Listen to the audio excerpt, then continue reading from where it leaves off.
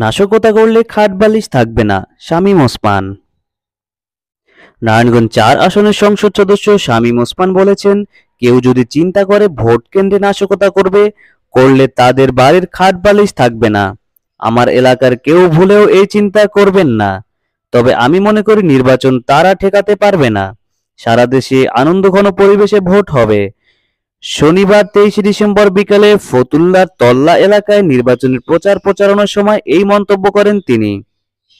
শামীম ওসমান বলেন, ট্রেনে আগুন দেওয়ার ঘটনা মানুষ স্বাভাবিকভাবে নিতে পারেনি।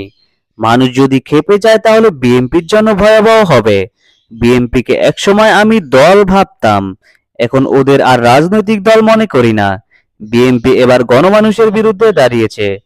যখন দেখছি একজন পুলিশকে হত্যা করা হয়েছে, ছাত্রদলের সাবেক সেক্রেটারি হেলমেট খুলে চাপাতি দিয়ে কোপাচ্ছে, এক মা ও তার সন্তান দুজন আগুনে পুড়ে মারা গেল, এরপর এদের সন্ত্রাসী সংগঠন বলা যেতে পারে। বিএনপির জন্য মায়া হয় জানিয়ে শামীম ওসমান বলেন, বিএনপির ছেলেদের জন্য আমার মায়া হয়। আমার এলাকায় অনেকে আমার সাথে যোগাযোগ করছে। লন্ডন থেকে তারেক রহমান তাদের বলেছে গাড়িতে আগুন দিতে, ভিডিও পাঠাতে।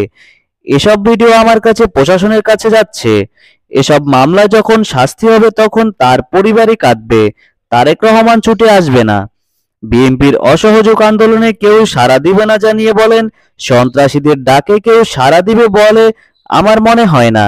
পৃথিবীর বড় শক্তিগুলো চাচ্ছে বাংলাদেশকে অন্যদিকে নিয়ে যেতে। ওরা তাদের হয়ে কাজ করছে, ভাবছে ওদের ক্ষমতায় বসিয়ে দিয়ে যাবে। এটা তো গত ২ বছর ধরে শুনছি।